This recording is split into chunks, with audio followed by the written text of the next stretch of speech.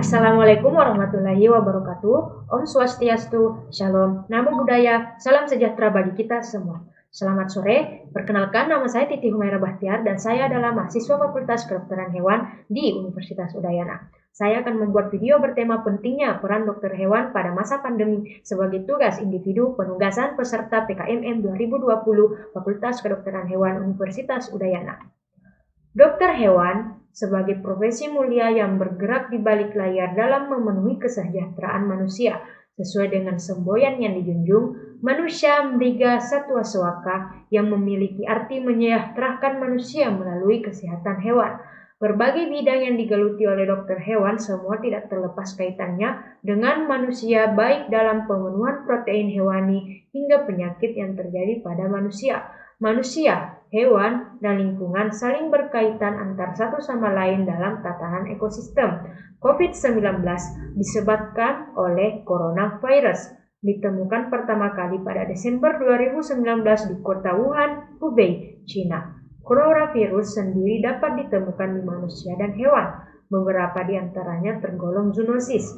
Pada hewan, coronavirus dapat menyerang hewan ternak seperti babi, sapi, dan ayam, dan hewan peliharaan seperti anjing dan kucing.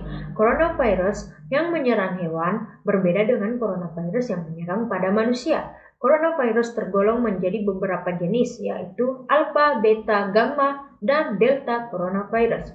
Alpha dan beta coronavirus umumnya menginfeksi mamalia, sedangkan gamma dan delta coronavirus dapat menyerang unggas, burung, atau hewan domestik lain. Coronavirus sendiri dapat menyebabkan gangguan pada saluran pernapasan, gastrointestinal, hepatik, dan atau penyakit neurologik baik di manusia dan hewan.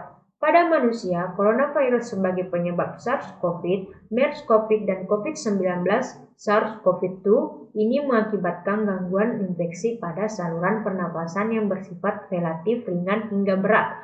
Penelitian terkait COVID-19 masih berlangsung oleh peneliti dari berbagai belahan dunia dan hingga saat ini masih diperdebatkan penyebab utama COVID-19. Beberapa studi yang telah dilakukan mengemukakan bahwa kelelawar dapat berperan sebagai kunci pembawa virus tersebut. Pada 11 Maret 2020, WHO menyatakan wabah COVID-19 sebagai pandemi. Wabah yang bermula terjadi pada akhir tahun 2019 tersebut diduga berawal dari sebuah pasar Hunan Seafood Market yang diketahui menjual berbagai macam hewan hidup seperti kelelawar, kodok, ular, burung, marmut, dan kelinci. Pada kasus outbreak yang terjadi di Cina, SARS-CoV yang terjadi pada tahun 2003, diketahui pasien pertama yang terinfeksi merupakan pekerja yang berkaitan dengan penjualan dan preparasi satwa liar untuk dikonsumsi oleh manusia. Sedangkan pada kasus pertama kali munculnya COVID-19 diketahui 27 dari 41 pasien yang teridentifikasi secara laboratorium terhadap SARS-CoV-2 telah berkunjung ke pasar hewan Hunan.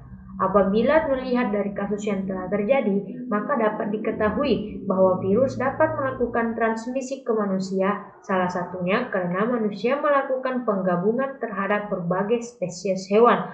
Hal ini seperti yang terjadi pada pasar hewan yang menjual satwa liar bersama dengan hewan domestik lain dan aktivitas lain yang berpengaruh seperti menjadikan satwa liar sebagai hewan peliharaan ataupun manusia yang mengonsumsi satwa liar tersebut.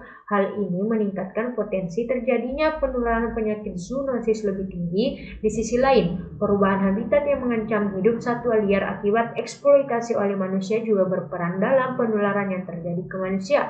Hal ini menyebabkan habitat yang dimiliki oleh hewan berkurang dan membuat aktivitas interaksi antara satwa liar dengan manusia lebih dekat. Lebih banyak hewan yang kehilangan habitatnya berarti akan lebih banyak masalah yang bisa timbul di masa depan. Keterlibatan dokter hewan tentu diperlukan selama penanganan penyakit zoonosis, termasuk kasus pandemik COVID-19, baik dalam upaya pencegahan hingga upaya pengobatan. Dokter hewan dapat berperan dalam melakukan surveillance dan monitoring penyakit yang berasal dari hewan, melakukan penelitian terhadap karakteristik penyakit tertentu dan kemungkinan penularan yang terjadi sebagai bentuk upaya pencegahan, berperan dalam penemuan obat ataupun vaksin, berperan dalam menentukan kebijakan pemerintahan terkait kesehatan hewan serta kaitannya dengan manusia, berperan dalam keamanan serta kelayakan produk asal hewan selama krisis pandemik terjadi ataupun di luar dari itu, hingga peranan yang tampak sederhana namun cukup sulit dalam pelaksanaannya, yaitu membantu melakukan edukasi ke masyarakat serta peranan-peranan penting lainnya. Meskipun peran tersebut tidak langsung berhadapan dengan manusia, namun tetap berkontribusi dalam kesejahteraan manusia. Yang membedakan ialah melalui hewan, karena kesejahteraan hewan juga berdampak dalam kesehatan manusia. Belajar dari kasus zoonosis yang terjadi sebelumnya, yaitu virus avian influenza atau flu burung atau H5N1 yang menyerang pada kelompok unggas dan burung serta menyebabkan kematian pada manusia termasuk Indonesia. Dan WHO mencatat bahwa manusia yang terinfeksi memiliki tingkat mortalitas mencapai 60%. Melalui buku pedoman pengendalian flu burung dinyatakan bahwa sejak tahun 2005 sampai 2017 terdapat kematian 168 orang dari 200 orang yang terjangkit di Indonesia. Puncak penyakit terjadi pada tahun 2007 dan angka itu terus menurun hingga tahun 2017. Tentunya, dokter hewan ikut berperan dalam penanggulangan flu burung tersebut, baik dari surveillance, pengendalian penyakit pada hewan, komunikasi risiko, edukasi, dan peningkatan kesadaran masyarakat serta dalam pengembangan vaksinasi untuk avian influenza. Meskipun sulit di awal, kegiatan terintegrasi secara nasional, baik lintas program dan lintas sektor terpadu, perlu diimplementasikan secara vertikal maupun horizontal. Kembali lagi kepada pentingnya penerapan konsep One Health.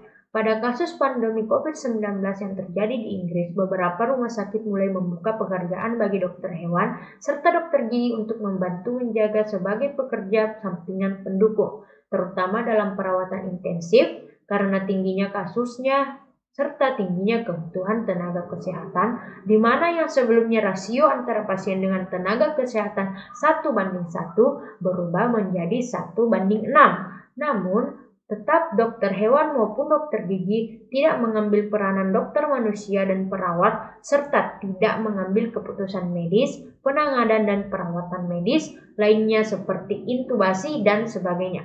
Belum ada bukti yang menyatakan bahwa hewan yang terinfeksi dari manusia berperan dalam penularan penyakit yang lebih luas. Penularan terutama terjadi pada manusia ke manusia.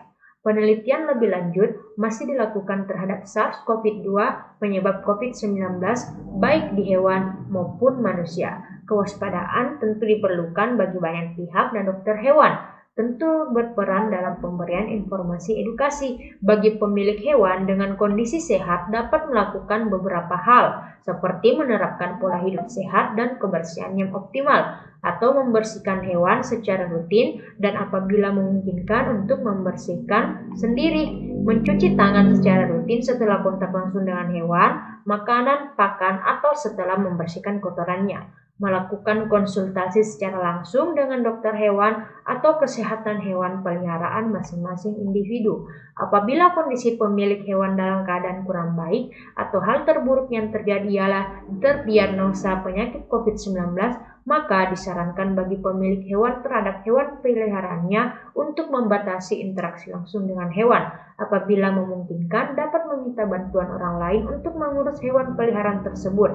Menghindari interaksi dengan hewan peliharaan seperti mengelus, meringkuk, dicium atau dijilat, serta berbagi makanan. Apabila memang mengharuskan untuk mengurus hewan peliharaan ketika sakit, cucilah tangan sebelum dan setelah melakukan interaksi terhadap hewan dan memakai masker.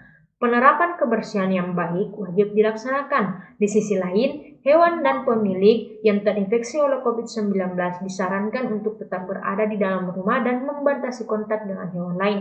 Risiko penularan yang berasal dari produk asal hewan diketahui belum ada yang menyatakan bahwa produk asal hewan dapat berperan dalam penularan COVID-19. Namun, berdasarkan anjuran yang diberikan oleh WHO sebagai upaya pencegahan, maka saat mengunjungi pasar hewan, pasar basah, atau pasar produk hewan tetap mengutamakan penerapan kebersihan yang harus dijaga. Hal ini termasuk mencuci tangan dengan sabun setelah menyentuh hewan dan produk hewan, juga serta menghindari menyentuh area mata, hidung, atau mulut. Sekian dari saya. Assalamualaikum warahmatullahi wabarakatuh.